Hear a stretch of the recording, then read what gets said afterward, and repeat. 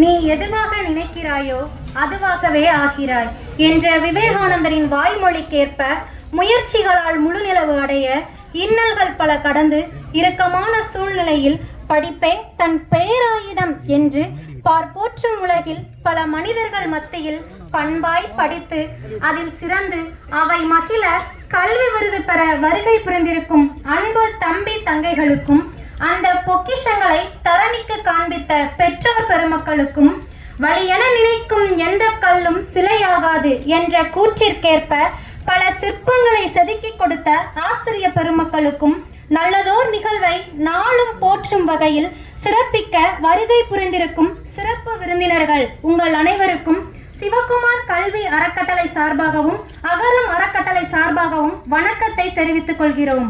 நான் உங்கள் 2022ஆம் ஆண்டு அகரம் விதை விஜயலட்சுமி. தற்போது SRM பல்கலைக்கழகத்தில் செயல்முறை மருத்துவம் படித்து வருகிறேன். அடுத்தபடியாக தமிழ்தாய் வாழ்த்து பாட அகரத்தில் பயிலும் தம்பி தங்கைகளை அன்போடு அழைக்கிறோம். அனைவரும் எழுந்திருக்குமாறு கேட்டுக்கொள்கிறோம்.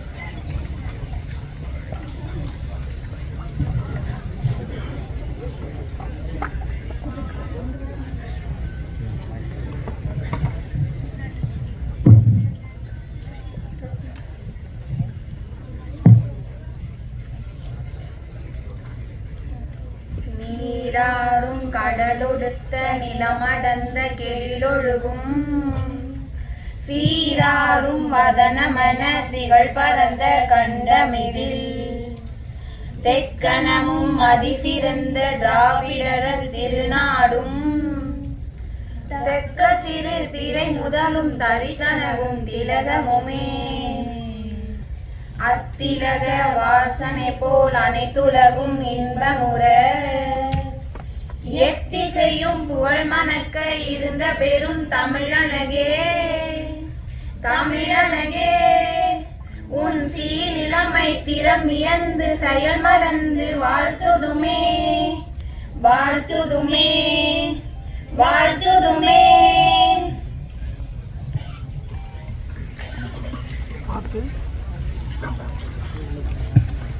தமிழ்தாய் வாழ்த்து பாடி இந்நிகழ்வை தொடங்கி வைத்த அகரத்தின் அரும்புகள் அன்பு தம்பி தங்கைகளுக்கு அகரத்தின் சார்பாக நன்றி கூறுவது 3ஆம் ஆண்டு இளங்கலை உயிரி தொழில்நுட்பவியல் ஆல்பா கல்லூரியில் படிக்கும் உங்கள் சக்திவேல்.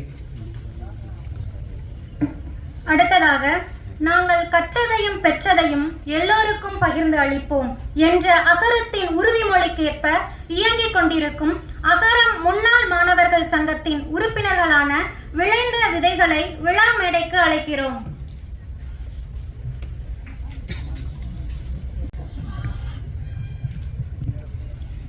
அவையோர் அனைவருக்கும் மாலை வணக்கம்.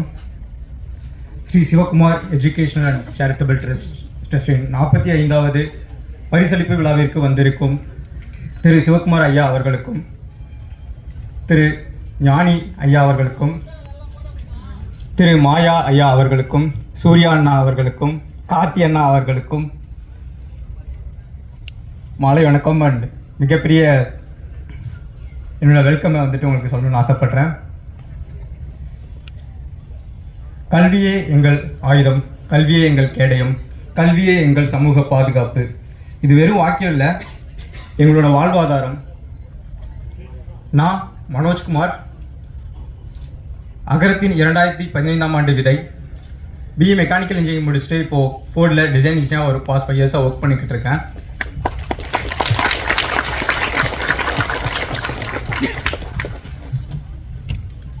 இப்போது அகரத்தோட அலுமினி அசோசியேஷனோட பிரசிடெண்ட்டாக வந்து எலெக்ட் ஆகி இப்போது அதோட முன்னாடிக்கு வந்து எடுத்து ஒர்க் பண்ணிக்கிட்டு இருக்கேன்.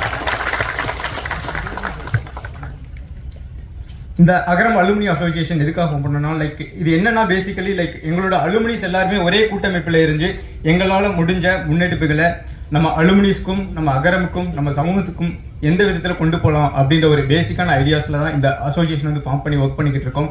ஸோ அதில் நிறைய அப்ஜெக்டிவ்ஸ், நிறைய நோக்கங்களோட இந்த விஷயங்கள் வந்து முன்னெடுத்து கொண்டு வந்திருக்கோம். ஸோ அதில் ஒரு சில முக்கியமான முன்னெடுப்புகளை உங்கள் முன்னாடி ஷேர் பண்ணணும்னு ஆசைப்படுறோம். ஸோ அதை வந்துட்டு சுரேஷ் வந்து ஷேர் பண்ணுவாங்க. எல்லாருக்கும் வணக்கம். என்னோட பேர் சுரேஷ். ஸோ அகரத்தின் விதை திட்டத்தின் மூலமாக 2015ஆம் ஆண்டு தேர்ந்தெடுக்கப்பட்ட மாணவன் நான். ஸோ இன்றைக்கி ஒரு ஐடி கம்பெனியில் சீனியர் சாஃப்ட்வேர் டெவலப்பராக ஒர்க் பண்ணிகிட்ருக்கேன். ஸோ அகரம் அலுமினி அசோசியேஷன் அல்லது அகரம் முன்னாள் மாணவர் சங்கம், இதோட நோக்கங்கள் ரொம்ப நோக்கங்கள் இருக்குது. அதில் மிக முக்கியமான 3 நோக்கங்களை இங்கே நான் சொல்லணும்னு ஆசைப்பட்றேன். முதல் நோக்கமாக நாங்கள் பார்க்குறது வந்து மெடிக்கல் கேம்ப்ஸ். ஸோ இன்னுமே சரியான மருத்துவ வசதி சென்றடையாத பல குக்கிராமங்களும் மலை கிராமங்களும் இருக்குது. ஸோ அங்கே எங்களால் முடிஞ்ச மருத்துவ உதவிகளை தரணும்னு நினைக்கிறோம். அதுவும் இந்த அகரம் மூலமாக படித்து இன்றைக்கி பல இடங்களில் பல நிலைகளில் டாக்டராகவும் நர்ஸாகவும் பல கிரிட்டிக்கல் கேர் யூனிட்டில் டெக்னீஷியன்ஸாகவும் இருக்கிற அகரம் முன்னாள் மாணவர்களை வைத்து, இது முதல் விஷயம். ஸோ ரெண்டாவது விஷயம் வந்து அகரமில் நான் முன்ன சொன்ன மாதிரி பல துறை படித்து சிறுமலர் மேல்நிலைப் பள்ளி அளவில் முதலிடம் பெற்று சமுதாயத்தை மாற்றும் ஒரே வழி சமூக கல்வியே என அரசியல் ஆழம் புரிந்து இளங்கலை பொலிட்டிக்கல் சயின்ஸ் படிக்கும் மாணவி ரக்ஷினி அவர்களை வாழ்த்துவதில் இம்மேடை பெருமிதம் கொள்கிறது.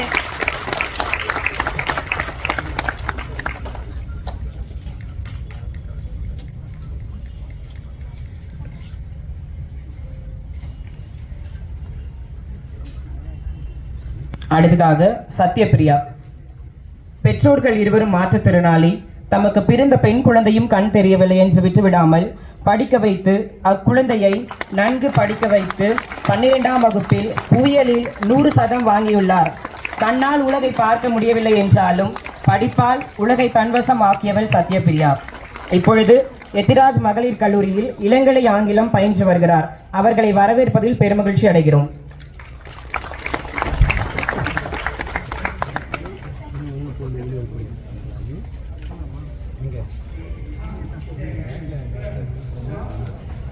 வீர சிவாஜி மயிலாடுதுறை மாவட்டம் பல்லவராயன்பேட்டை நரிக்குறவர் குடியிருப்பில் வசித்து மாநில அளவில் குத்துச்சண்டை போட்டியில் தங்கப்பதக்கம் வென்ற விளையாட்டு வீரர் வீர சிவாஜி அவர்களை மேலும் பல சாதனைகள் படைத்திட வாழ்த்துகிறோம். அனிதா. 5 சகோதரிகளுடன் உடன் பிறந்த அனிதா ஆங்கில தேர்வு அன்று தந்தையை இழந்தார். தந்தையை இழந்தாலும் தலை சாய்த்து விடாமல் 12ஆம் வகுப்பு பொதுத் தேர்வில் 514 மதிப்பெண்கள் பெற்று தற்பொழுது இளங்கலை வணிகவியல் பயின்று வருகிறார். தந்தையை கௌரவிப்பதில் இம்மேடை பெருமிதம் கொள்கிறது.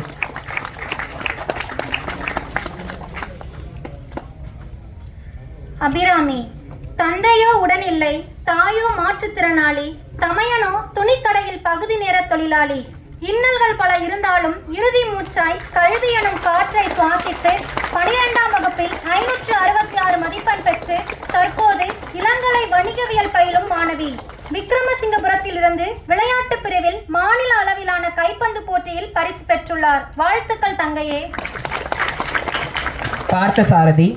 ஆதி திராவிட நலப்பள்ளியில் படித்து ஜேஇ நுழைவுத் தேர்வில் 112 மதிப்பெண்கள் பெற்ற விருதுநகரைச் சேர்ந்த ஆட்டோ ஓட்டுநரின் மகன் பார்த்தசாரதிக்கு சென்னை ஐஐடியில் பயில வாய்ப்பு கிடைத்துள்ளது. மேலும் பல சாதனைகள் புரிந்திட வாழ்த்துக்கள்.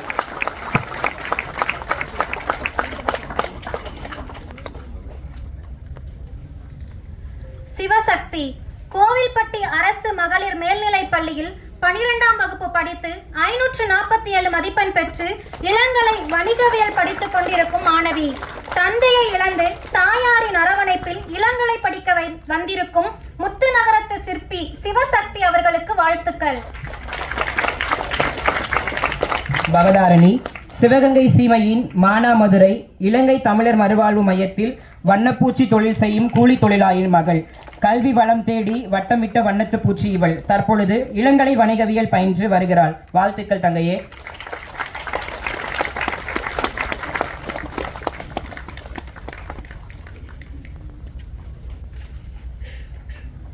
மணிகண்டன்.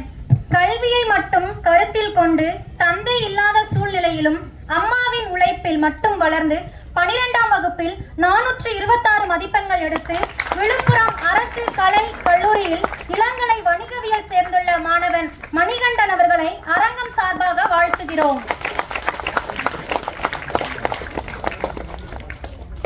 துர்காதேவி. மாணவிக்கு அப்பா இல்லை, அம்மா உடல் ஊனமற்றவர். அம்மா 3 சக்கர வாகனத்தில் சென்று பூ வியாபாரம் செய்கிறார். கல்வி எனும் துடுப்பு கொண்டு கல்லூரி சேர வந்திருக்கும் கடலோரத்து மாணவி துர்காதேவி. தற்போது குந்தவை நாச்சியார் அரசு கலை கல்லூரியில் இளங்கலை வணிகவியல் படித்து வருகிறார். வாழ்த்துக்கள் தங்கையே.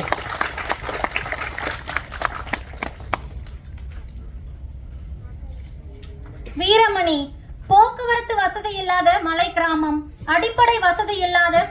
சூழல், கல்லூரி வாசம் கண்டிராத குடும்பம் என இன்னல்கள் பல கடந்து இன்று குடும்பத்தில் முதல் பட்டதாரியாய் கல்லூரியில் கால்தடம் பதித்திருக்கிறார். அரசு பழங்குடியின நலப்பள்ளி வாச்சாத்தியில் இருந்து படித்து இளங்கலை அறிவியல் பயிலும் மாணவர் வீரமணிக்கு அவை சார்பாக வாழ்த்துக்களை தெரிவித்துக் கொள்கிறோம். சம்னாஷரின் மலைகளின் அரசியாம் நீலகிரி, அதன் கடைக்கோடியாம் கார்குடி. ஆம், கார்குடி அரசு பழங்குடியின உண்டு உறைவிட பள்ளியிலிருந்து கல்வி எனும் கரத்தை கொண்டு 533 மதிப்பெண்கள் பெற்று தற்போது கூடலூர் அரசு கலைக்கல்லூரியில் இளங்கலை வணிகவில் பயின்று வரும் தங்கைக்கு அரங்கத்தின் சார்பாக நன்றி. ராவணி, கனவு காணுங்கள் என்ற அப்துல் கலாம் வரிகளை லட்சியமாக கடைபிடித்து அதில் வெற்றி பெற்று வாகையும் சூடியிருக்கிறாள். சேலம் வீரபாண்டி அரசு பள்ளி மாணவி. ஆம், இன்ஜினியரிங் தரவரிசையில் 7.5% இடஒதுக்கீட்டில் மாநில அளவில் முதலிடம் பிடித்து முத்திரை பதித்திருக்கிறார். தறி ஓட்டும் தொழிலாளியின் மகள் என்று தரணியாள வந்துள்ளார். இவளை கௌரவிப்பதில் இம்மேடை பெருமிதம் கொள்கிறது. காமராஜ், மாணவர் உடன் பிறந்தவர்கள் 4 அக்காக்கள். குடும்ப சூழல் காரணமாக யாரும் 10ஆம் வகுப்பை தாண்டவில்லை. சேலம் ஜிஆர்டிஆர் மேல்நிலை பள்ளியில் 12ஆம் வகுப்பு முடித்து குடும்பத்தின் முதல் பட்டதாரியாக கல்லூரிக்குள் கால் தடம் பதிக்கும் தம்பி காமராஜர் அவர்களுக்கு பாராட்டுகளை தெரிவித்துக் கொள்கிறோம்.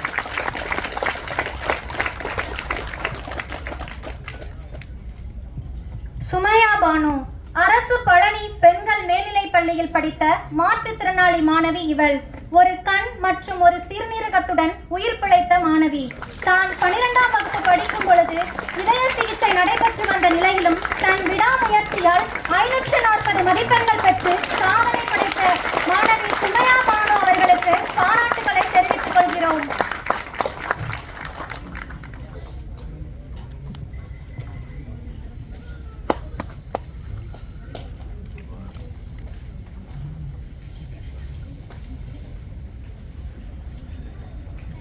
ஜனனி, இளையன்குடி தாயமங்கலம் இலங்கை தமிழர் மறுவாழ்வு மையத்திலிருந்து கல்விதான் தன் தீராத அடையாளம் என கருதி 12ஆம் வகுப்பில் 446 மதிப்பெண்கள் பெற்று தற்பொழுது இளங்கலை வணிகவியல் பயிலும் தங்கை ஜனனிக்கு வாழ்த்துக்கள்.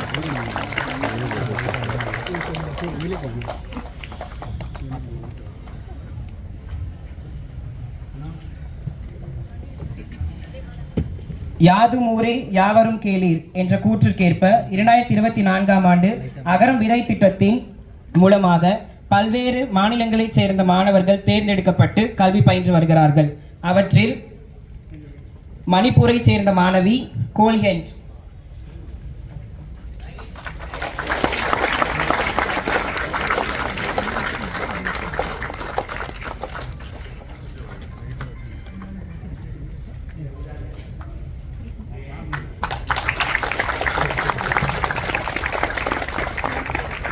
ஏழுமலை, தாய் தந்தை தமையன் தங்கை என எவரும் எட்டிடாத கல்வியை ஏணி போட்டு எட்டியிருக்கிறார். புளியம்பட்டி அரசு ஏகலைவா மாதிரி பள்ளியில் படித்த மாணவர் 347 மதிப்பெண் பெற்று தற்போது இளங்கலை தாவரவியல் படிக்கும் ஜமுனா மரத்தூர் மலை கிராமத்து மாணவர் ஏழுமலை. வாழ்த்துக்கள் தம்பி. பரமேஸ்வரி, இருள இனத்தின் இன்னல்களை போக்கிட அறியாமையை அகற்றிட இவள் எடுத்த ஆயுதம் கல்வி. பிறந்தது முதல் தாய்முகம் பார்க்காத பிள்ளை தந்தையின் நிழல் மட்டுமே வளர்ந்தது. அரசு பள்ளியிலேயே பயின்று தாய்மொழியை கற்க வேண்டும் என்ற ஆர்வத்தில் திருக்கோவிலூர் அரசு கல்லூரியில் தமிழ் பயிலும் மாணவி பரமேஸ்வரி அவர்களுக்கு நம் அனைவரின் சார்பாக வாழ்த்துக்களை தெரிவித்துக் கொள்கிறோம்.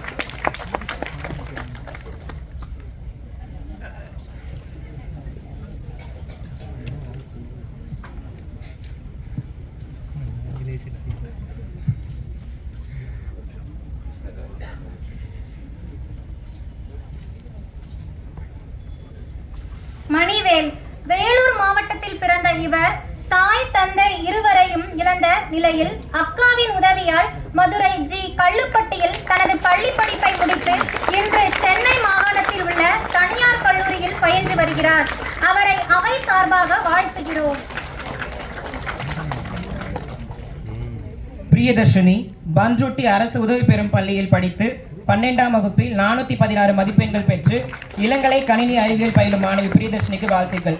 3 மாத குழந்தையாக இருக்கும்போது தந்தை இழந்தவர் தள்ளாடும் வயதிலும் தன்னம்பிக்கை இழக்காமல் கூலி வேலை செய்து தன் பேத்தியின் கனவை நினைவாக்கி இருக்கும் பிரியதர்ஷினி தாத்தா பாட்டிக்கும் அரங்க மதிர வாழ்த்துக்கள். சௌந்தர்யா. சிறு வயதில் தந்தை இழந்த இவர் தனது 6 வயது முதல் ரெட்டியார்பட்டி அரசு குழந்தைகள் காப்பகத்தில் தங்கி பள்ளி படிப்பை முடித்துள்ளார். ஆசிரியர்களின் உதவியால் தற்போது ராணி அண்ணா கல்லூரியில் இளங்கலை சமூகவியல் படிக்கும் தென்காசியின் சாரல் சௌந்தர்யா அவர்களை அவையின் சார்பாக வாழ்த்துகிறோம். மனோமோகன். மேற்கு தொடர்ச்சி மலையின் கடைக்கோடியில் இருக்கும் 10 காணி அரசு மேல்நிலைப் பள்ளியில் பள்ளி படிப்பை முடித்தார். 348 மதிப்பெண் பெற்று இளங்கலை கணினி அறிவியல் பயிலும் மாணவன். கல்வி வெளிச்சம் தேடி அடைந்த மாணவன் மனுமோகனுக்கு கை கொடுப்பதில் இம்மேடை பெருமிதம் கொள்கிறது. தாரிணி. பட்டங்கள் ஆழ்வதும் சட்டங்கள் செய்வதும் பாரினில் பெண்கள் நடத்த வந்தோம் என்ற பாரதியின் கூற்றுப்படி கோவை சட்டக்கல்லூரியில் சட்டம் பயிலும் மாணவி தாரிணி யார் என்று தெரியுமா? நம் சிவகுமார் ஐயா படித்த சூலூர் பள்ளியில் 565 மதிப்பெண் பெற்று முதல் மாணவி. கோவைக்கு அழகு சேர்க்கும் கல்வி மகள் தாரணியை கௌரவிப்பதில் இம்மேடை பெருமிதம் கொள்கிறது.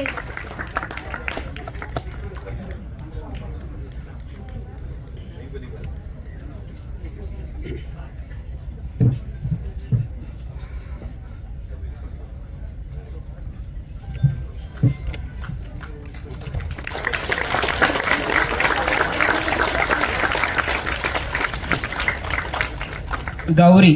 அம்மாவின் அரவணைப்பில் மட்டுமே வளர்ந்த மாணவிக்கு அடுத்தடுத்து 3 தங்கைகள். குடும்பத்தின் முதல் பட்டதாரி. 12ஆம் வகுப்பில் 434 மதிப்பெண் பெற்று தற்பொழுது இளங்கலை வணிகம் படிக்கும் மாணவி. மண்ணச்சநல்லூர் மாண்புமிகு மாணவி கௌரி அவர்களை அரங்கம் சார்பாக வாழ்த்துகிறோம். தர்ஷினி. கோத்தகிரி தேயிலை தோட்டத்தில் வசிக்கும் கூலி தொழிலாளரின் மகள். தந்தை பக்கவாதத்தால் பாதிக்கப்பட்டவர். தமையன் விபத்தினால் எலும்பு முறிவு ஏற்பட்டவர். உடன் இருந்ததோ வறுமை, உந்து விசையோ கல்வி. 12ஆம் வகுப்பில் 484 மதிப்பெண் பெற்று பட்டய கணக்காளர் படிக்கும் மாணவி தர்ஷினிக்கு நம் அனைவரின் சார்பாகவும் வாழ்த்துக்களை தெரிவித்துக் கொள்கிறோம்.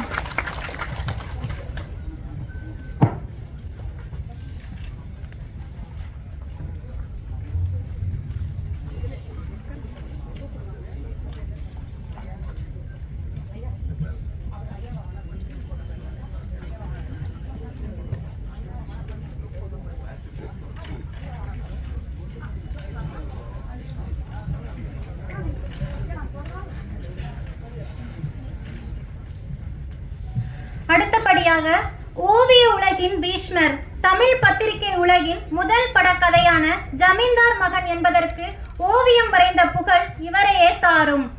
ஓவிய உலகின் உயிரோட்டம் சாமி கண்ணில் தொடங்கி பயணம் சற்றளவும் தொய்வின்றி தொடர்கிறது. அவனும் அவளும் என்ற கதையில் அழகாய் தெரிந்ததால் மாயா என்ற மறுபெயர். இத்தகைய ஆளுமையை மரியாதை செலுத்த பல்கலைகளையும் தன்னுள் கொண்டு அமைதிக்கு அழகாய் அவையில் அமர்ந்திருக்கும் எங்களின் முன்னோடி சிவகுமார் ஐயா அவர்களை ஓவியர் மாயா ஐயா அவர்களை கௌரவித்து ஓரிரு வார்த்தைகள் பேச அழைக்கிறோம்.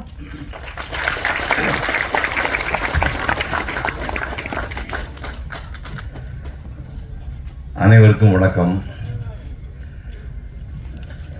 தமிழ்நாட்டில் ப்ரஷ் பிடிச்சி வாழ்நாள் முழுக்க நான் வரைஞ்சி தான் தீருவேன்னு 97 வயசு வரைக்கும் வாழ்ந்துட்டு ஒரு மகத்தான மனிதனை பாராட்டுக்குள்ளே நான் பெருமைப்படுகிறேன். நான் ஒரு நல்ல ஓவியம்தான். ஏன்னா எங்கள் ஷியாம் வந்திருக்காங்க, மன்னியம் செல்வன்லாம் வந்திருக்காங்க. நான் நல்ல ஓவியம் தான் பட்டேன். நான் பயந்தாங்குள்ளே ஒரு 7 வருஷம் ஓவியம் படிச்சுட்டு ஓடி போயிட்டு நடிகர் ஆனதுனால தான் இந்த விழாவை நடக்குது. அதையும் ஞாபகம் வச்சுக்கணும் நீங்கள். அதனால் மாயா அவர்களை பற்றி ஒரு சின்ன ஒரு 10 வரி மட்டும் படிச்சிடுறேன். 1927 திருநெல்வேலியில் பிறந்தவர். இப்போ அவருக்கு 97 வயசு ஆகுது. என்னென்னா 3 வருஷம் தான். 100 தொடருக்கு 100 தொற்றுவார். நீங்கள் பயப்பட வேண்டிய அவசியம் இல்லை. சொந்த பெயர் மகாதேவன். பிரிட்டிஷ் அரசாங்கத்தில் அப்பா சர்வராக வேலை பார்த்ததுனால அடிக்கடி ஊர் மாற்றிட்டே இருந்திருக்காங்க. அதனால் சென்னை, செங்கல்பட்டு, காஞ்சிபுரம்னு பல ஊருக்கு மாறும்போது ஸ்கூலு மாறி பல ஸ்கூலில் அவர் படிக்க வேண்டி வந்துச்சு. சின்ன வயசுலேயே படம் வரையில் அவருக்கு ஆர்வம் வந்திருக்குது. இந்த சினிமா போஸ்டர் படங்களில் பிரிண்ட் செய்கிறதுக்கு மெட்டல் என்கிரேவிங்னு ஒரு சிஸ்டம் உண்டு. அது அந்த என்கிரேவிங் பண்ணுறது இவர் பார்த்து ஓவியம் வரையில் அவருக்கு ஆர்வம் வந்துச்சாமா.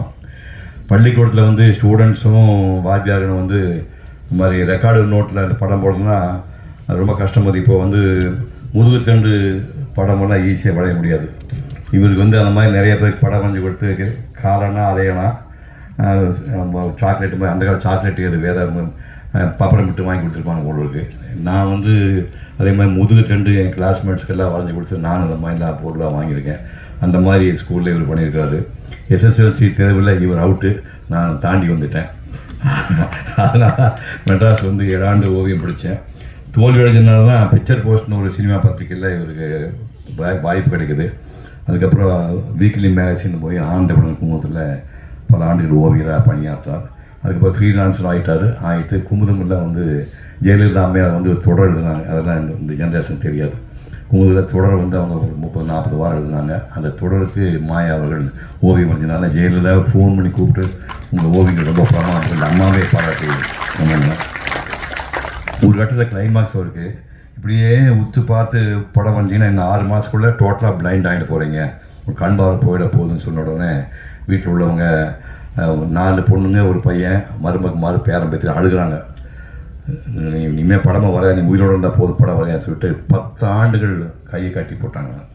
அதுக்கப்புறம் 10 ஆண்டுகள் எல்லா பத்திரிக்கையும் தகவல் கொடுத்து நான் ஓவியம் வரைய முடியாமல் மன்னிச்சுன்னு சொல்லி அதுக்கப்புறமா சும்மா இருக்கல 72 வயசில் பழையபடி மாயா வெட்டிங் கார்டு டிசைன் பண்ணுற வேலையை ஆரம்பித்தேன். 10 வருஷம் வெயிட் பண்ணி இப்போ மாயா வெட்டிங் கார்டு டிசைன் ஓப்பன் பண்ணிங்கன்னா அது படமெல்லாம் வரும். அது என்ன பண்ணுறாருன்னா பொண்ணு வந்து கல்யாணத்துக்கு பல்லக்கில் வர்ற மாதிரி படம் வரைவார். அதுக்கப்புறம் மாப்பிள்ளை வந்து குதிரையில் வர்ற மாதிரி வரைவார். குதிரையில் வர்ற மாப்பிள்ளை வந்து பல்லக்கில் பொண்ணு கீழே இறங்கி கை கொடுத்து இவ்வளோ கூட்டி போகிற மாதிரி அந்த ஒரு கல்யாணத்துக்கு என்னென்ன சடங்கு நடக்கும் அந்த சடங்குகளை பூராமே அந்த வெட்டிங் கார்டு பார்த்தாரு எல்லா படங்களையும் இவர் வரைஞ்சி கொடுப்பார். அந்த மாதிரி பண்ணுறாரு. 2001 கொரோனா தாக்கம் வந்து அதுக்கப்புறம் பனி ஓய்வு வருது. 94 வயசு வரைக்கும் இந்த ஸ்ப்ரேயெல்லாம் யூஸ் பண்ணி நிறையா படங்களாக வந்துட்டு அதுக்கு வந்து பக்கத்துல ஒய்ஃபு தான் ஸ்ப்ரே பண்ணுற வேலையெல்லாம் ஹெல்ப் பண்ணுவாங்களாமா. இப்போ எனக்கு எப்படி என் அம்மா இருக்கும் அந்த மாதிரி 94 வயசு வரைக்கும் மனைவியோடு வாழ்ந்த புண்ணியவான் அர்ப்பணம் பண்ணிப்பார். 3 வருஷம் தான் அந்த அம்மா போயிருக்காங்க. இதை விட புண்ணியம் உங்களுக்கு எதுவுமே கிடையாது. எல்லாம் சின்ன வயசு ஆளுகளாக இருக்கீங்க. மனைவி போனால் தான் உங்களுக்கு கஷ்டம் தெரியும்.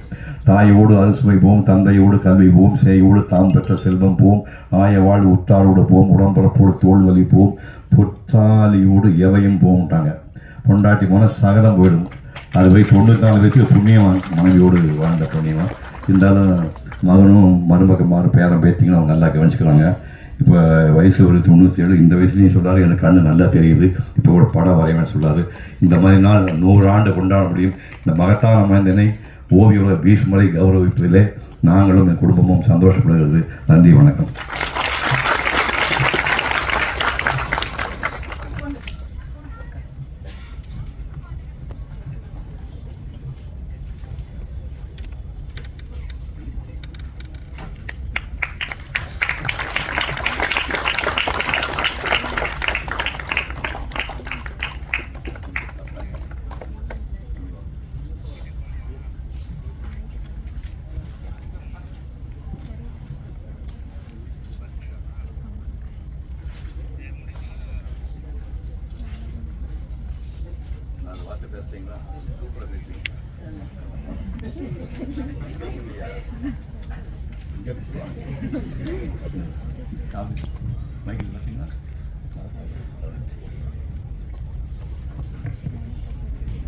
என்னுடைய பேரன்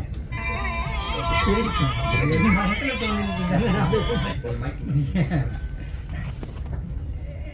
என்னுடைய ஒய்ஃபும் டாக்டரு, இவன் தம்பி லாயரு, என் பையன் லாயரு, அவன் ஒய்ஃபும் லாயரு. ஏதோ ஆண்ட முன்னேற்றத்தில் இந்த குடும்பம் வந்து இந்த அளவுக்கு இருக்கிறதுக்கு நான்லாம் இவங்களை போடல நல்ல வார்த்தை சொல்ல முடிய ஆண்டவன் என்னை வந்து வச்சதுனால நான் வந்து இந்த மேடையில் இருக்கிறேன். ஏன்னா லைஃப்பில் நம்ம செய்கிற வேலையை ஒழுங்காக செய்தால் போதும், வேறு ஒன்றும் வேண்டாம். இதுவும் எல்லாம் தன்னால் வரும். ஆனால் எடுக்க ஆசைப்படாமல் இருக்கிறது தான் நம்மளுடைய வேலை. நம்ம வேலை ஒன்று தான் நமக்கு ஆண்டவன் கொடுத்த வரோம். அதை நம்ம ஒழுங்காக செய்தோம்னா எல்லாம் நல்லா கிடைக்கும். இது இவ்வளோ தூரம் நான் என் பையன் எல்லோரும் ஒரே குடும்பமாக இருக்கும். எல்லாம் நான் எதிர்பார்க்கிறதே கிடையாது. ஏதோ ஆண்டவனாக பார்த்து நாங்கள் நல்லபடியாக நடந்துட்டு இருக்கோங்கிறதுனால கொடுத்ததுன்னு நினைக்கிறேன் நான். வணக்கம்.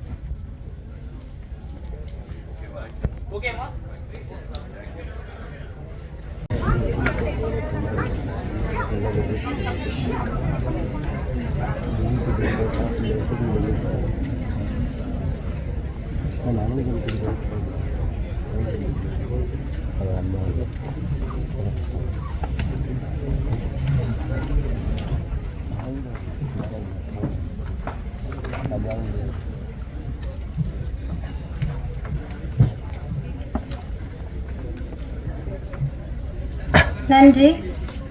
இப்பொழுது அகரம் வெளியிடும் மாத இதழ்களை தொகுத்து அகரம் வெளியீடாக மாணவர்கள் மற்றும் உலகத்திற்கான 2 நூல்கள் வெளியிடப்படுகிறது. முதலாவதாக விஜயபாஸ்கர் விஜய் எழுதிய வகுப்பறை உலகம் என்ற நூலை அகரம் நிறுவனர் அண்ணா சூர்யா அவர்கள் வெளியிட அகரம் விதை மாணவர்கள் அதை பெற்றுக்கொள்கின்றனர்.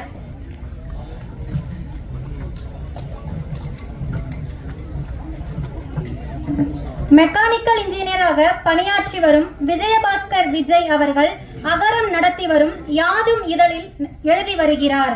இவர் எழுதிய இந்நூல் உலகின் 29 நாடுகளில் கல்வி முறைகள் எப்படி உள்ளது என்பதை காட்டும் நூலாக சிறப்பு பெறுகிறது.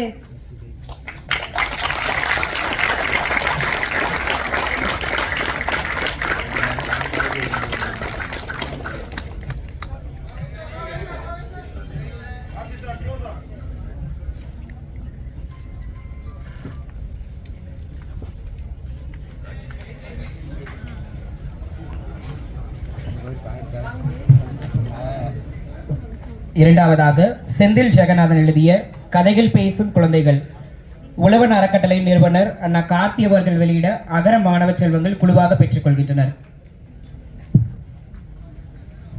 செந்தில் ஜெகநாதன் தமிழில் சிறுகதைகள் கட்டுரைகள் எழுதி வரும் எழுத்தாளர். இவர் திரைத்துறையிலும் பணியாற்றி வருகிறார்.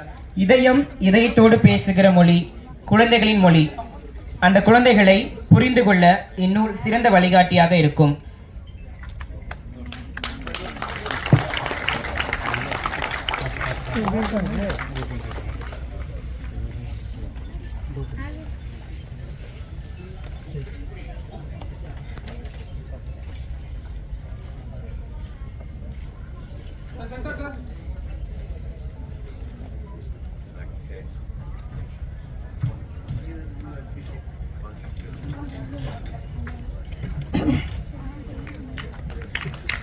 புத்தக வெளியீடு செய்த மற்றும் பெற்றுக்கொண்ட அத்தனை சிறப்பு விருந்தினர்களுக்கும் மனமார்ந்த நன்றியை தெரிவித்துக் கொள்கிறோம்.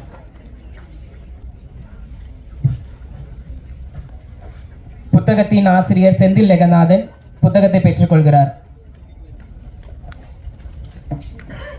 விழாவின் அடுத்தபடியாக கல்வியில் வணிக நோக்கம் மிகுந்திருக்கும் இன்றைய நாட்களில் தாய் தமிழ் தொடக்கப் பள்ளியை நிறுவி தாய்மொழி கல்வியே சிறந்த கல்வி முறை என்று உறுதியுடன் நடத்தி வரும் திண்டிவனம் கல்வி மேம்பாட்டு குழுவுக்கு நன்றிகள். விளிம்பு நிலை மக்கள் அதிகம் வசிக்கும் பகுதியில் இலவச கல்வியை வழங்குவதோடு மதிய உணவு திட்டத்தை புரவலர்களின் உதவியுடன் மேற்கொண்டு முன்மாதிரி பள்ளியாக தொடர்ந்து வருகிறீர்கள். தாய்மொழி கல்விக்கு உறுதுணையாக கடந்த 15 ஆண்டுகளாக இலவச பள்ளியை நடத்திட தேவைப்படும் நிதி ஆதாரங்களில் சிறு பகுதியை தொடர்ந்து வழங்கி வருவதில் மகிழ்ச்சி அடைகிறோம். நிதி நல்கையை பெறுவதற்காக தாய் தமிழ் பள்ளி குழுவினர் அனைவரையும் மேடைக்கு அழைக்கிறோம்.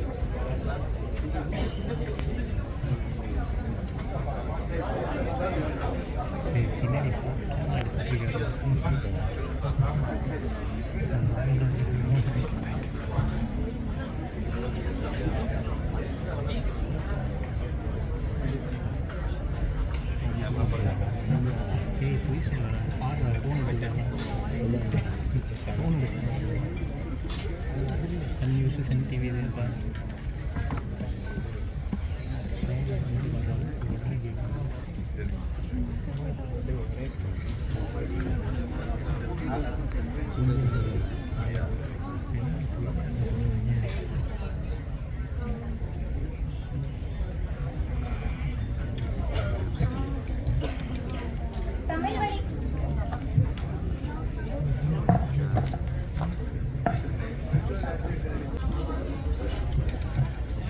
கிழக்கு தொடர்ச்சி மலையில் ஓங்கி உயர்ந்து நிற்கும் திருவண்ணாமலை மாவட்டம் ஜவ்வாது மலை அடிவாரத்தில் ஜமுனமரத்தூர் ஒன்றியம் கிளையூர் என்ற மலை கிராமத்தில் 1950ஆம் ஆண்டு இந்த ஊராட்சி ஒன்றிய தொடக்கப்பள்ளி தொடங்கப்பட்டது. பெரும்பாலும் பழங்குடி சமூகத்தைச் சேர்ந்த குழந்தைகள் கல்வி பெறுகின்றனர். இப்பள்ளியில் 2010ஆம் ஆண்டு தலைமை ஆசிரியராக பொறுப்பேற்ற நீங்கள் இன்றைய நாள் வரை தொடர்ந்து பணியாற்றி வருகிறீர்கள். கற்றல் கற்பித்தல் பணிகளில் புதுமைகளை செய்து குழந்தைகளை ஆர்வமுடன் பள்ளிக்கு வர செய்து கொண்டிருக்கிறீர்கள். இப்பகுதியில் கடந்த 14 ஆண்டுகளாக குழந்தை திருமணம் நடைபெறவில்லை என்பது உங்களின் தீவிர கண்காணிப்பு வட்டத்திற்குள் வைத்திருக்கிறீர்கள் என்பதை அறிய முடிகிறது. கிளையூர் ஊராட்சி ஒன்றிய தொடக்கப்பள்ளி தலைமை ஆசிரியர் திரு சங்கர் அவர்களை மேடைக்கு அழைக்கிறோம்.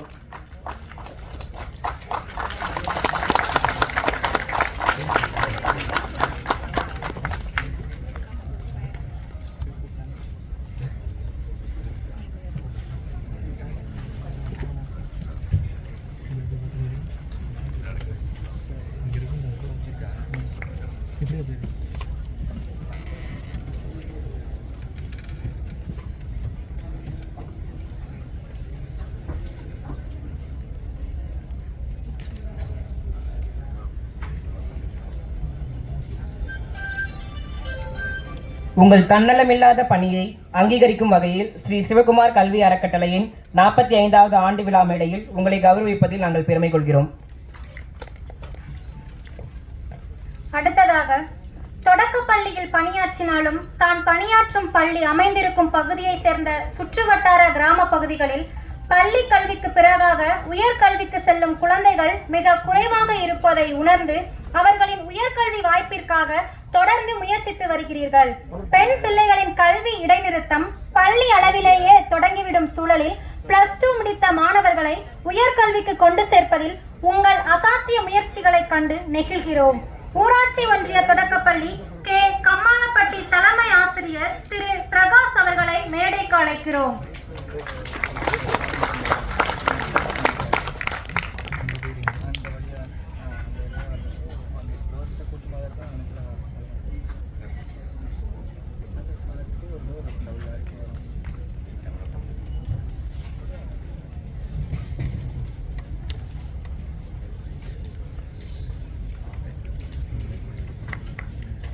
உங்கள் தன்னலமில்லாத பணியை அங்கீகரிக்கும் வகையில் ஸ்ரீ சிவகுமார் கல்வி அறக்கட்டளையின் 45வது ஆண்டு விழா மேடையில் கௌரவிப்பதில் நாங்கள் பெருமை அடைகின்றோம். நன்றி ஐயா.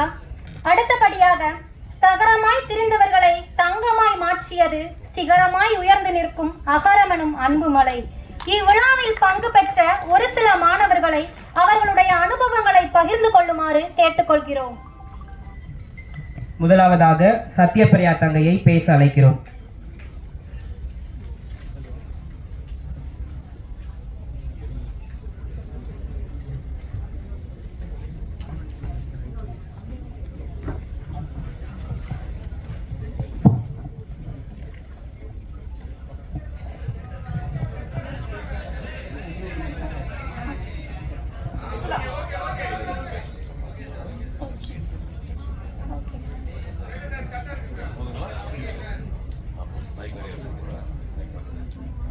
Good evening all.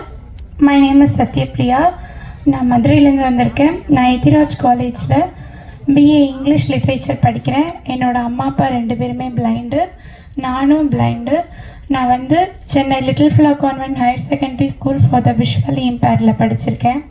Thank you Shri Sivakumar sir charitable trust and Agaram charitable trust. Thank you sir, thank you so much for your wonderful award. Thank you sir.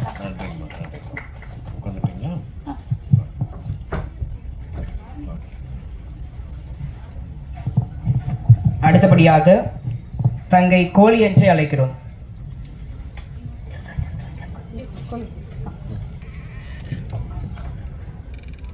Good evening, everyone.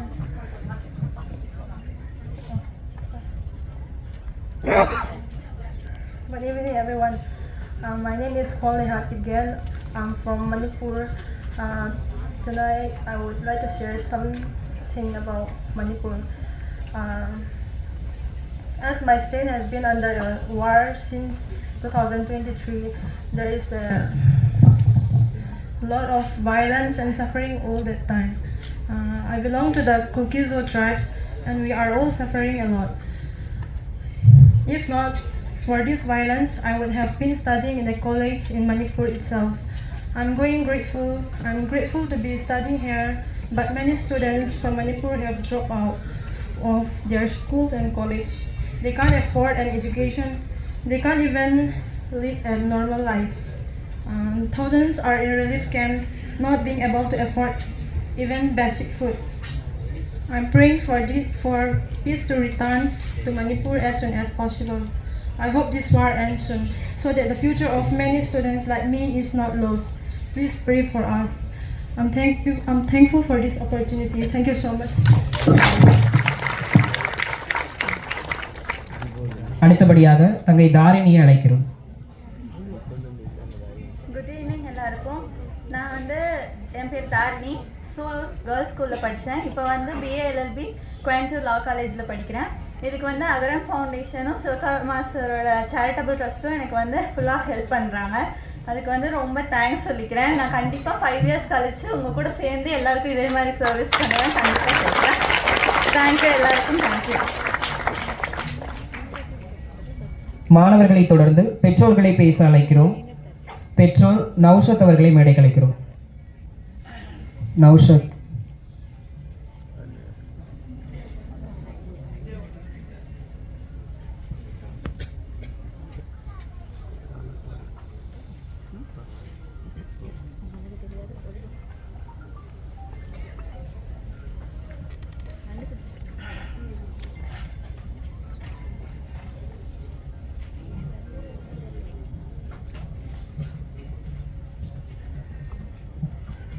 இங்கு வந்திருக்கும் அனைவருக்கும் என் முதல் நன்றியை தெரிவித்துக் கொள்கிறேன். கல்விக்காக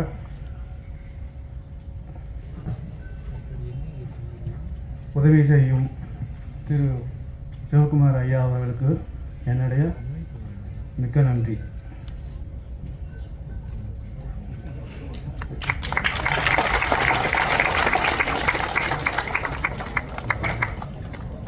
நன்றி ஐயா.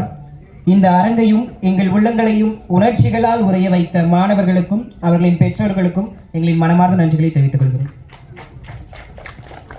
விழாவின் தொடர்ச்சியாக ஊதுகுழலை கையில் எடுக்கும் பெண்கள் எழுதுகோலை கையில் எடுக்க வேண்டும். சிந்திக்கும் மூளை அவளுக்கும் உண்டு, நிந்திக்க வேண்டாம் அவள் திறமையை என்ற வரிகளை உண்மையாக்கி பெண் பிள்ளைகளை படிக்க வைத்துவிட கடும் முயற்சியில் தன் ஆசிரியர் பணியை அறப்பணியென செய்து கொண்டிருக்கும் கமாலப்பட்டி ஊராட்சி ஒன்றிய தொடக்கப்பள்ளி தலைமை ஆசிரியர் பிரகாஷ் அவர்களை கௌரவிப்பதில் இம்மேடை பெருமிதம் கொள்கிறது. அவரை ஓரிரு மணித்துளிகள் பேச அன்புடன் அழைக்கிறோம்.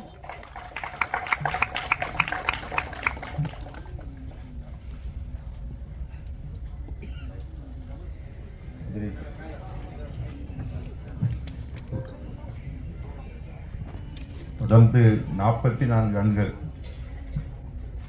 இந்த சமூக சேவையை செய்து கொண்டிருக்கின்ற அந்த திரையுலகில் மட்டுமே மார்க்கெட்டியனாக இல்லாமல் அவருக்கு பின்னாடியும் அவர் குடும்பமே இந்த மாபெரும் பணியை செய்கிற இந்த இது மிக எனக்கு ஒரு பெரிய ஒரு என்ன சொல்கிறதுன்னு தெரியல. அந்த அளவுக்கு ஒரு பெரிய அதிசயமாக இருக்கு. நான் மேடையில் நிறைய இந்த மாதிரியான மேடையில் நான் பேசுனதே கிடையாது. பின்னாடி இருந்து தான் வேடிக்கை பார்த்துட்டு தான் வந்திருக்கேன். இன்னைக்கு பேசுகிறது எனக்கு ஒரு மாதிரியாக தான் இருக்குது. அந்த இதில் எனக்கு பேசுவதற்கும் எனக்கு இவ்வளோ பெரிய அரங்கத்தில் என்ன ஒரு சின்ன ஒரு கிராமம் தான், நான் வேலை பார்க்குற ஒரு கிராமம், 2 பேர் வேலை பார்க்குற ஒரு பள்ளிக்கூடம், ஒரு 300 குடும்பங்கள் கொண்ட ஒரு 300 மக்கள் தொகை கொண்ட ஒரு சின்னஞ்சிறு கிராமத்தில் தான் நான் வேலை செய்கிறேன். 2013 அந்த பள்ளிக்கூடம் தொடங்கப்பட்டது. இந்த 2003 அந்த பள்ளிக்கூடம் ஆரம்பித்தாங்க. 20 ஆண்டுகள் பயணத்தில் அந்த பள்ளிக்கூடம் வந்து அந்த கிராமத்தில் ஒரு மிகப்பெரிய மாற்றங்கள், அங்கே ஒரு கல்விங்கிறது அந்த தம்பி சொன்னார், ஒரு ஆயுதம்னு சொன்னார், ஒரு சமூக மாற்றங்களை அந்த பள்ளிக்கூடம் வந்து செஞ்சுருக்கு. ஆனால் எப்படி அதை சொல்கிறதுங்கிறது தெரியல. கிட்டத்தட்ட அந்த பள்ளிக்கூடம் ஆரம்பிக்கிறப்ப அங்கே 1ஆம் வகுப்பு படித்த பெண்கள் யாருமே கிடையாது. இன்றைக்கி 30 வயது பள்ளி வயதை கடந்த குழந்தைகள் அத்தனை பேருமே எழுத படிக்க தெரிஞ்சவங்க அந்த பள்ளிக்கூடத்தில் இது பண்ணவங்க. இங்கே சட்டை போடுறதுக்கு பெண்களுக்கு அங்கே அனுமதி இல்லை. அந்த பள்ளிக்கூடம் தொடர்ந்ததுக்கு அப்புறம் இன்றைக்கி எல்லாருமே சட்டை போடுறாங்க. அந்த பள்ளிக்கூடங்களுக்கு ஆரம்பிக்கிறதுக்கு முன்னாடி அங்கே வந்து 100% வந்து அந்த கிராமத்தில் தான் பிரசவம் நடக்கும். இன்றைக்கி 100% மருத்துவமனையில் நடக்குது. அங்கே அந்த கிராமத்தில் செருப்பு போட்டு திருக்கல்ல நடக்கிறதுக்கு யாருக்குமே அனுமதி கிடையாது, அந்த கிராமத்து மக்களுக்கு முதற்கொண்டு. இன்றைக்கி வந்து அந்த கிராமத்துக்காரங்க மட்டுமில்லை, அசலூர்காரங்களும் செருப்பு போட்டு நடக்கிறதுக்கான ஒரு இது அங்கே நடந்துருக்கு. இவ்வளவு வந்து இந்த வெளிச்சத்தில் எனக்கு கூச்சமாக இருக்குது. இது வந்து நான் அவங்க ஐயா அவங்க கையால் நான் அவார்டு வாங்கியிருக்கிறேன். அந்த இதுக்கு பின்னாடி நிறைய பேர் இருக்கிறாங்க. அந்த வெறுங்காலோட 2 வருஷம் இந்த பள்ளிக்கூடம் ஆரம்பிக்கிறதுக்காக சென்னப்பன் அப்படிங்கிற ஒரு கல்வி அதிகாரி ஒருத்தர் 2 வருஷம் அலைஞ்சார் வெறுங்காலோட அந்த கிராமத்துக்குள்ளே. அரசாங்கம் கொடுத்த பணத்தில் பள்ளிக்கூடத்தை கட்ட முடியாமல் தன் மனைவி, அப்போ தான் கல்யாணமான மனைவியினுடைய நகையை அடகு வச்சு கட்டின அந்தோனிங்கிற ஒரு ஆசிரியர் இருக்கிறாரு. பக்கத்தில் 10 கிலோமீட்டருக்கு அப்பால் இருக்கிற பிஹெச் அந்த சென்டர், அந்த அரசு மருத்துவமனை இதில் வேலை பார்க்குற மருத்துவர் ஒருத்தர் என்ன இந்த கிராமத்தில் இருந்து யாருமே நம்ம ஹாஸ்பிட்டலுக்கு வரலையே அப்படின்ட்டு இந்த கிராமத்தை தேடி வந்தார். இவங்களோடெல்லாம் இந்த பள்ளி பயணம் செய்திருக்கிறது, இதெல்லாம் சாதிச்சிருக்கிறது. இது வந்து ஒரு கல்விங்கிறது ஒரு சமூக மாற்றத்தை அங்கே இது பண்ணிகிட்டு இருக்கிறோம். அதில் சங்கீதாங்கிற ஒரு குழந்தை முதலாக அந்த கிராமத்திலிருந்து படிப்பதற்கு வந்திருக்கிறாங்க. அவங்களுக்கு அகரம் ஃபவுண்டேஷன் வந்து அரவணைச்சு அவங்கள படிக்கிறதுக்கு இது பண்ணிட்டாங்க. அந்த குழந்தை வந்து அந்த கிராமத்தின் முதல் பெண் பட்டதாரி. அவங்களுக்கு வந்து இது பண்ணிங்களுக்கு நான் ரொம்ப அவங்களுக்கும் அந்த குடும்பத்துக்கும் ரொம்ப மனசார அந்த கிராமத்தின் சார்பாக நான் நன்றி தெரிவித்துக் கொள்கிறேன். இன்னொரு ஐயா அவங்களுக்கு ஒரு வேண்டுதல் நான் வைக்கணும்னு விரும்பப்படுறேன். அந்த குழந்தைகள் அப்படின்னா பள்ளிக்கூடத்தை விட்டு எப்படா வீட்டுக்கு போவோம்னு நினைப்பாங்க. ஆனால் என் குழந்தைங்க அப்படி கிடையாது. நீங்கள் சனிக்கிழமை பள்ளிக்கூடம் வைங்க, ஞாயிற்றுக்கிழமை பள்ளிக்கூடம் வைங்க அப்படிம்பாங்க. அங்கே வந்து கூட்டு குடும்பம் தான், 100 பேர் கொண்ட கூட்டு குடும்பங்கள் அங்கே நிறைய இருக்குது. அந்த கூட்டு குடும்பங்களில் ஒவ்வொருத்தருக்கும் பிறக்கிற குழந்தைகள் பிறந்து நடந்து ஓரளவுக்கு ஏகாத்திரமாக இருக்கிற குழந்தைகள் முதற்கொண்டு இறக்க காத்திருக்கிறவங்க வரைக்கும் அவங்களுக்குன்னு சில வேலைகள் வச்சுக்கிட்டே இருக்கிறாங்க. அந்த வேலைகளால் இந்த குழந்தைகள் வந்து படிக்கவே முடியாது. அந்த ஒரு குழந்தை 4ஆம் வகுப்பு படிக்கிற ஒரு குழந்தை ஒரு 5 மணிக்கு எழுந்திரிச்சு அவங்களுக்கு அந்த மாடுகளுக்குரிய தண்ணியை ஒரு 50 குடம் தண்ணியை சுமக்கணும். 50 குறைஞ்சது அந்த மாடுகள் பராமரிக்கிறது செய்கிறது எல்லா வேலைகளையும் செய்யணும். இவங்க வந்து அந்த எப்படி நீ இந்த வேலையை செய்யாட்ட நீ பள்ளிக்கூடத்துக்கு போக முடியாது அப்படின்ட்டு மிரட்டுவாங்க. அந்த மாதிரியான ஒரு சூழல் அந்த கிராமத்தில் இருக்குது. அந்த பள்ளிக்கூடத்துக்கு பிறகு பள்ளி வேலைக்கு பிறகு வந்து அந்த குழந்தைகள் படிப்பதற்கான ஒரு தளத்தை உருவாக்குறதுக்கு நீங்கள் உதவி செய்யணும் அப்படிங்கிறது உங்கள் எல்லாரும் நான் கேட்டுக்கொள்கிறேன்.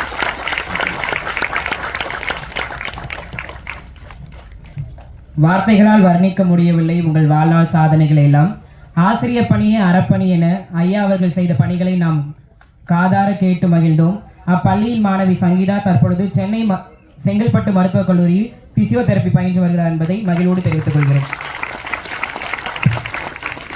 நன்றி ஐயா. அடுத்தபடியாக இயல் இசை நாடகம் என முத்தமிழாய் போற்றி கல்யாணி என்ற பெயரை கல்வி மணியாக மாற்றிக்கொண்ட அவர் தாய் தமிழ் பள்ளிகளை தொடங்கியவர். அது மட்டும் இல்லாமல் தமிழக கல்வியாளர், மனித உரிமை செயல்பாட்டாளர், பழங்குடி பாதுகாப்பு போராளி என பன்முகங்களாக திகழும் நல் பண்பாட்டாளர்.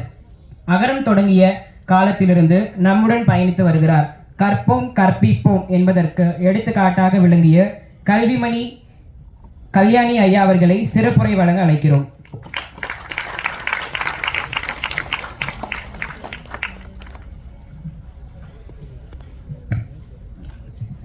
எல்லோருக்கும் வணக்கம். எனக்கு நேத்தியிலேருந்து இங்கே வரணும்னு உடனே என்ன பேசுகிறது இப்படி இந்த மாதிரி கூட்டங்களில் அப்பப்போ மனசில் தோன்றதை பேசிட்டு போயிடுவேன். அது நாளைக்கு நம்ம ஏதாவது கொஞ்சம் உருப்படியாக நான் வகுப்பு எடுக்கும்போது தான் நல்லா தயாரிப்பேன்.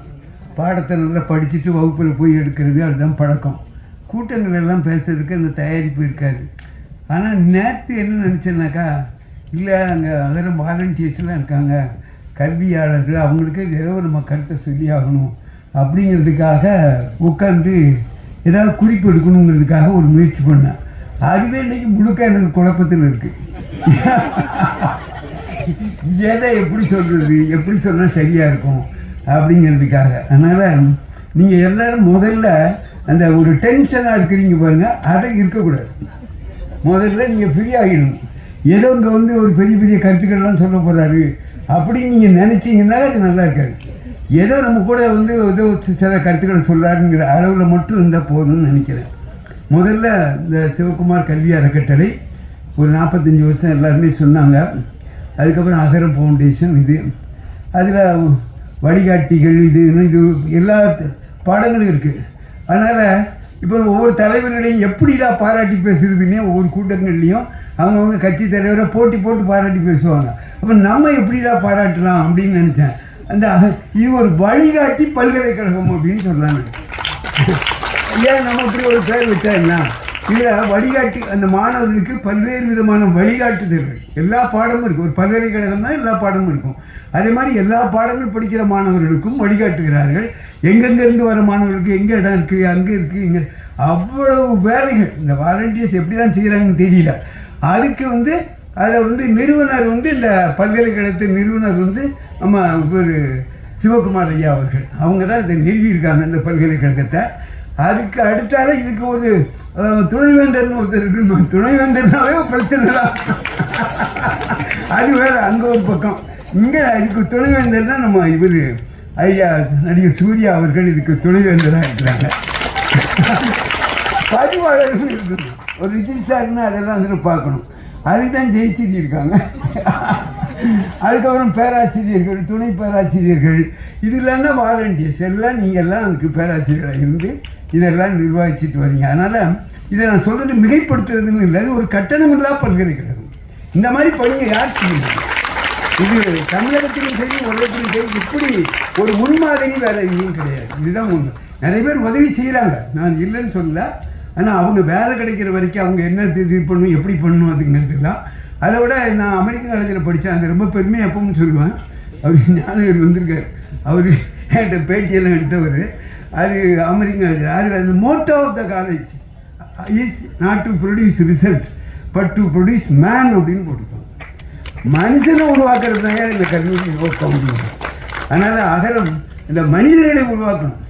நிறைய டாக்டர்கள் இருப்பாங்க, சிசேரியனுக்காகவே வந்து நார்மல் டெலிவரியெல்லாம் சிசேரியெல்லாம் மாற்றி விட்டுருவாங்க. அப்படி டாக்டர் நமக்கு வருங்க.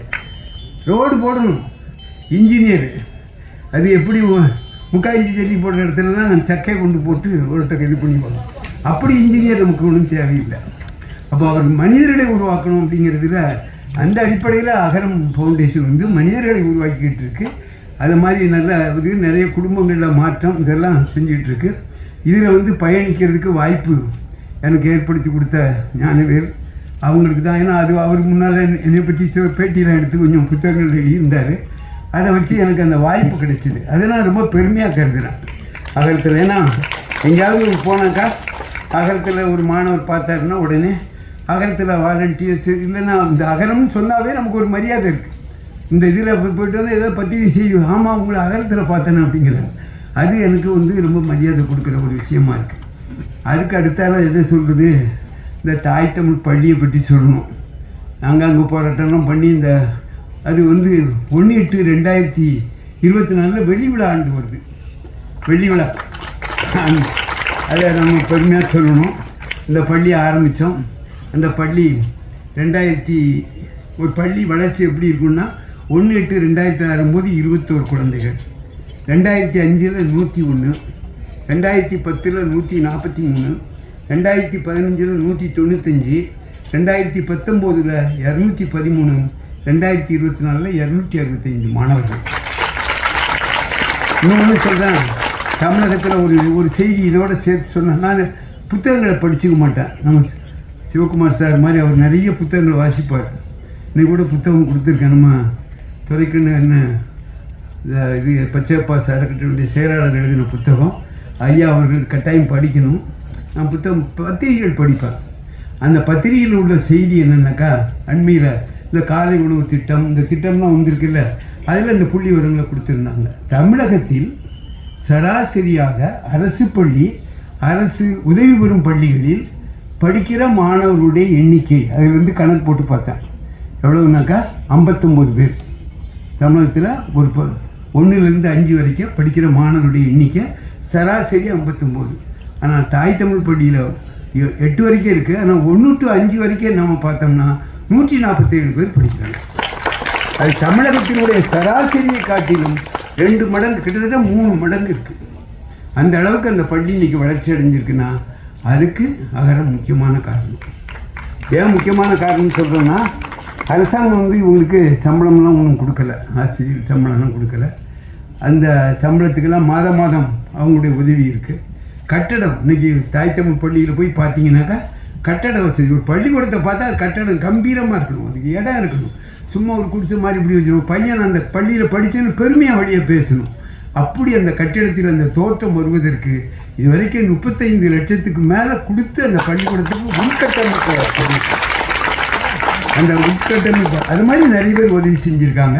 அதில் அகரம் வந்து அதே மாதிரி சக்தி மசாலா அவங்க ஞானவேல் சொல்லி தான், எனக்கு அவங்களுக்கு சக்தி மசாலான்னு தெரியாது, அவர் சொல்லி அது மாதிரியா அவர் இப்படி பல பேர் செஞ்ச உதவி. திண்டிவனம் வேதவல்லியம்மாள் அறக்கட்டளை, இந்த ஊர் கூடி தேர் எடுக்கிறது, அதில் வந்து அகரம் ஃபவுண்டேஷனுடைய ஒத்துழைப்பு இது வந்து எங்களுக்கு ரொம்ப உதவியாக இருக்குது. இந்த நேரத்தில் இந்த தாய் தமிழ் பள்ளி ஏன் நடத்தணும் அப்படின்னாக்கா, இன்றைக்கி அகரத்தில் மாணவர்கள், இந்த பல்கலைக்கழக மாணவர்கள் சிறப்பாக இருக்கிறாங்க மற்ற இடங்களோட. இவங்க எல்லாருமே தாய்மொழியில் படித்தவங்க. அது எல்லாருக்குமே சொல்லுங்கள், இந்த படிச்சுங்க. ஹைஸ்கூலில் படிக்கிற வரைக்கும் தமிழ் வழியில் தான் படிச்சிருப்பாங்க. அப்படி அரசு பள்ளி மாணவர்கள் இவர்களுக்கு தான் முன்னுரிமை கொடுத்து நம்ம எடுத்தது. ஏழை எளிய மாணவர்கள், இன்றைக்கி ஏழை எளிய மாணவர்கள் யாரெல்லாம் கட்டணம் கொடுக்க முடியாத அவன் தான் தமிழில் படிக்கிறான். மற்றவங்கெல்லாம் தமிழில் படிப்பதையே கேவலமாக நினைக்கிற ஒரு மனப்போக்கு இருக்குது. இதனால் என்ன பாதிப்புனா, ஒரு சின்ன தகவல் இந்த இதில் கிடைக்கிறேன்.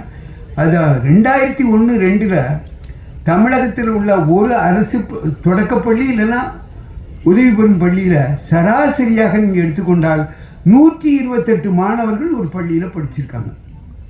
இந்த கல்வி மானிய கோரிக்கை என்ற இருக்குது, கையில் வச்சுருக்கிறேன். ஆனால் இன்று அந்த மாணவருடைய எண்ணிக்கை 59 ஆகிடுச்சு.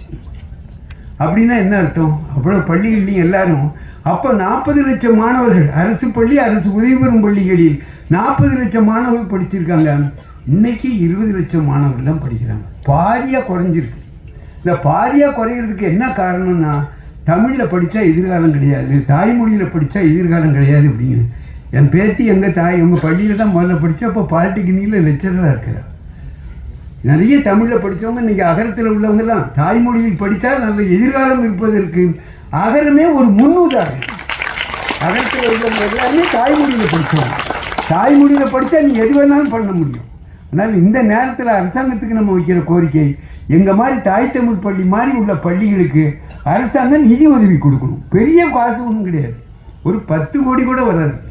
தமிழகத்தினுடைய அரசு பட்ஜெட் வந்து 40,299 கோடி. அதில் ஒரு 2 விழுக்காடு கூட கிடையாது, 0.25 விழுக்காடு கூட வராது. ஒரு சின்ன காசு தான். அது நினச்சா அரசாங்கம் செய்ய முடியும். அந்த மாதிரி செய்யணும்னு நினச்சிக்கிறோம். அதுக்கு அடுத்தால இப்போ பழங்குடியினருக்கு நாங்கள்லாம் அந்த காலத்தில் போராட்டம் பண்ணும்போது என்ன செய்வோம்னாக்கா, சாதி சான்று கொடு. சாதி சான்று பிரச்சனை வேறு யாருக்கும் கிடையாது, பழங்குடியினருக்கு தான். போலீஸ் வந்து என்ன செய்வாங்கன்னா, அவன் கண்டுபிடிக்க முடியாத திருட்டு வழக்கு. எங்கள் திருநெல்வேலி மாவட்டத்தில், நான் திருநெல்வேலி மாவட்டத்துக்காரன், அங்கே ஒரு பழமொழி உண்டு, கள்ளம் பெருசா காப்பாம் பெருசாம். திருடுன்னு நினைக்கிறவன் திருடிடுவான், நீ எவ்வளவு நாளும் ஒன்றும் பண்ணிட முடியாது.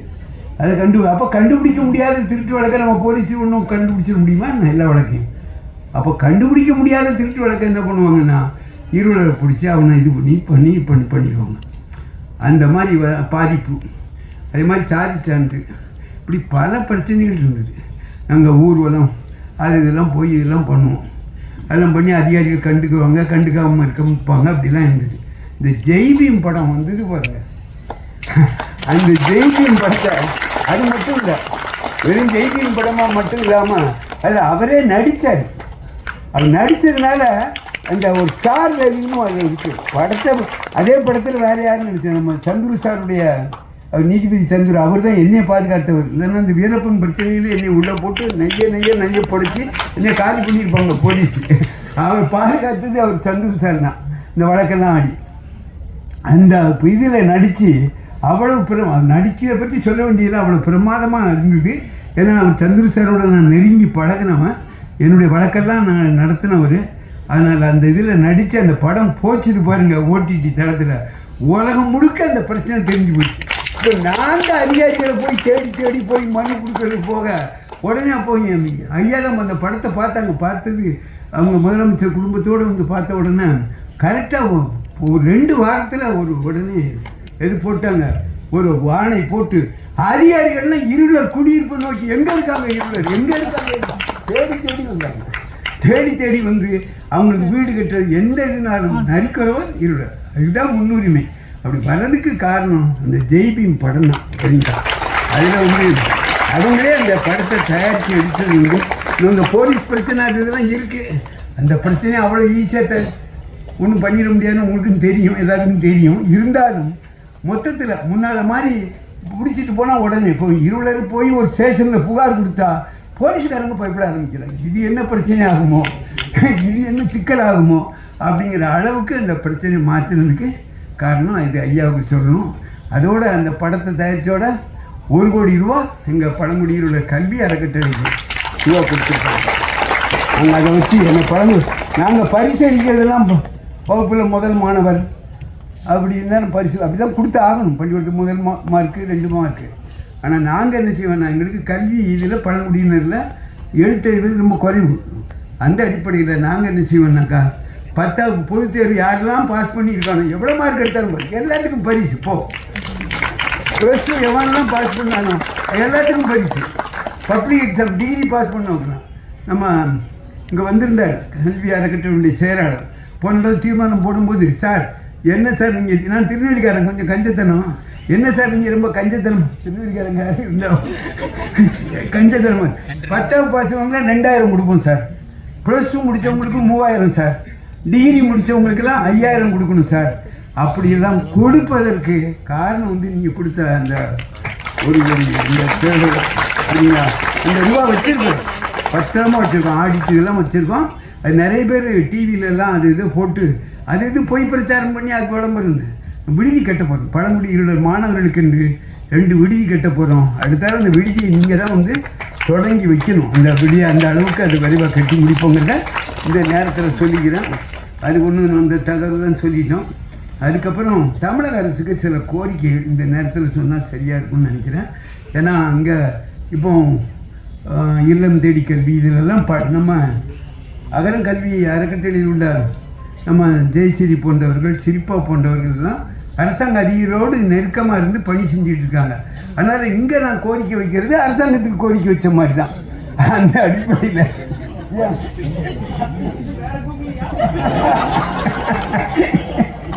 அந்த அடிப்படையில் இந்த கோரிக்கையை சொல்ல கடமைப்பட்டிருக்கேன். வேறு ஒன்றும் இல்லை, ரொம்ப எளிதான கோரிக்கை தான். நான் முதல்ல சொன்ன இந்த அரசு பள்ளி, அரசு உதவி பெறும் பள்ளி, இந்த பகுதி நேரம் பகுதி உதவி பெறும் பள்ளி 8 வரைக்கும் நல்லா கவனிச்சுங்க. 8ஆவது வகுப்பு வரைக்கும் உதவி இருக்கும், அரசாங்க உதவி இருக்கும். 9, 10க்கு உதவி கிடையாது. அப்புறம் 5ஆவது வரைக்கும் உதவி இருக்கும், 6, 7, 8க்கு உதவி கிடையாது. இது பகுதி அரசு உதவி பெறும் பள்ளிகள்னு பேர். புரியுதுங்களா? இந்த பள்ளி அரசாங்கம் மெட்ரிகுலேஷன் ஸ்கூலில் படிக்கிற இந்த கல்வி உரிமை சட்டத்தில் அதுக்கெல்லாம் ரூபா வச்சுருக்கோம். ஒரு ஆசிரியருக்கு அரசாங்கம் ஒரு மாணவருக்காக அரசாங்கம் 30,000 இருந்து எவ்வளோ செலவழிக்கிறாங்கன்னாக்கா 60,000 வரைக்கும் ஒரு மாணவருக்கு ஒரு வருஷத்துக்கு ஆசிரியர் சம்பளமாக கொடுக்குது. அது கொடுக்கணும். ஏன்னா ஆசிரியர் தான் ரொம்ப முக்கியம்.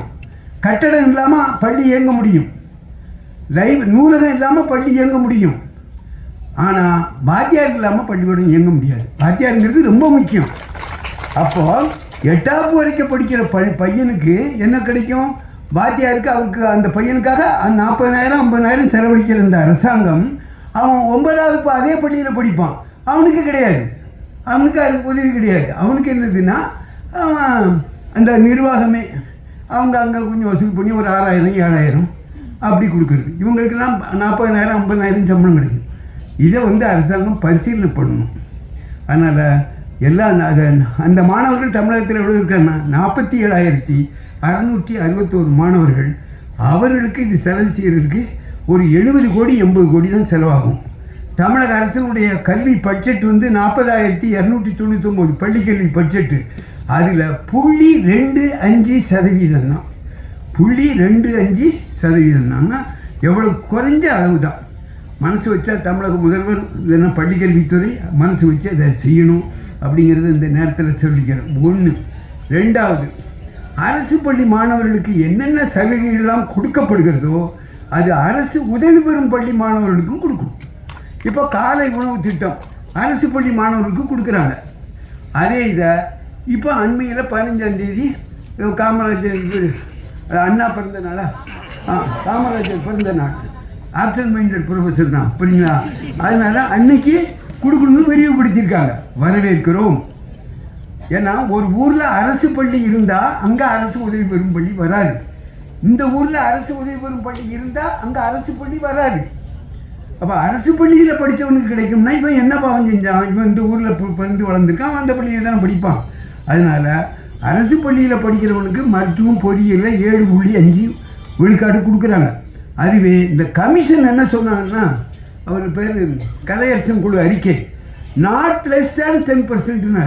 10 விழுக்காட்டுக்கும் குறையாமல் கூட்டி கொடுக்கலாம். ஆனால் 7.5 தான் கொடுத்தாங்க. அதை 10 விழுக்காடாக கொடுக்கணும். அதே மாதிரி அரசு உதவி பெறும் பள்ளி மாணவர்களுக்கும் அவர்களுடைய எண்ணிக்கைக்கு தகுந்தபடி அவங்களுக்கு ஒரு 6 விழுக்காடு 7 விழுக்காடு அவங்களுக்கும் கொடுக்கணும் அப்படிங்கிற ஒரு கோரிக்கை இந்த நேரத்தில் சொல்கிறேன். அதுக்கப்புறம் கல்வியை தாய்மொழியில் படிக்கலாம். நானே திருவண்ணாமலைக்கு போயிட்டு இருந்தேன். அங்கே பெரிய பட்டிமன்றம் நடந்தது. என்ன பட்டிமன்றம்? மருத்துவத்தை தமிழில் சொல்லிக் கொடுக்க முடியுமா முடியாதா? கொடுக்கலாமா? யார் நடத்துறது? மருத்துவர்கள், மருத்துவ கல்லூரியில். அதில் எல்லாரும் கடைசியில் நீதிபதி என்ன முடிவு எடுத்தார்னா மருத்துவக் கல்வியை தமிழில் கொடுக்க முடியும் என்று சொன்னார்கள். ஆமாம், கொடுக்க முடிவு சொன்னாங்க. அங்கே மருத்துவர்கள் தான் எல்லோரும் இருந்தாங்க. நரேந்திரன் டாக்டர்லாம் இருந்தார். இப்போது நம்ம நாடு எந்த அளவுக்கு வளர்ச்சி அடைஞ்சிருக்குன்னு பாருங்கள். சுதந்திரம் அடைஞ்சு இவ்வளவு நாள் ஆயாச்சு. இப்போ தான் மத்திய பிரதேசத்தில் இந்திய ஆட்சி முடிங்கிறான். ஏண்டா இந்தியில் மருத்துவம் சொல்லிக் கொடுக்கலாம்ல, நீ இன்னும் கொடுக்கல.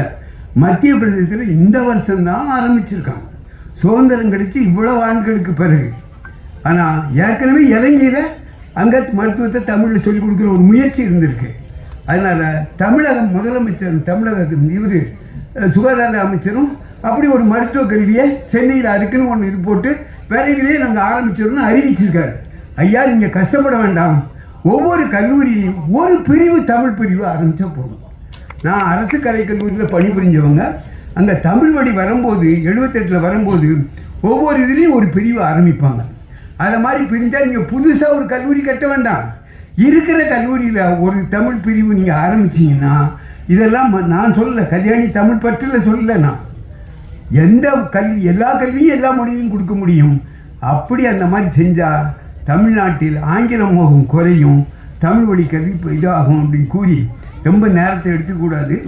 அதனால் அப்படி எடுத்துக்கிட்டதுக்கு நான் மன்னிப்பு கேட்டுக்கிறேன். அதனால் இங்கே வந்து பழங்குடியினர் பாதுகாப்பு சங்கம் சிவகாமி மற்ற ஆட்கள் அவருக்கு கல்வி இந்த துரைக்கண்ணன் அவர்கள் வந்திருக்கிறார்கள். அவங்க எல்லாம் பச்சையப்பன் அவர் மாணவர் பருவத்திலிருந்தே எங்கள் கூட இருந்து எங்கள் பள்ளிக்கும் அவர் தான் தலைவர், அறக்கட்டளை தலைவராக இருக்கிறார். இன்றைக்கி பச்சையப்ப அறக்கட்டளை 85,000 கோடி சொத்துள்ள அந்த அறக்கட்டளைக்கும் இன்றைக்கி அவர் செயலாளராக இருந்து பணியாற்றி கொண்டிருக்கிறார். அவர் எழுதின அந்த புத்தகம் தான், அதாவது என்ன நிற்க அதற்கு தக ஞானவேல் தான் அதுக்கு அந்த பெயரை வச்சார். அந்த புத்தகத்தை பற்றியும் இங்கே பேசி நான் விடைபெற வாய்ப்பு அதை அறிமுகப்படுத்தி சொல்லி விடைபெறுகிறேன். வணக்கம். ஏதாவது தவறு இருந்தால்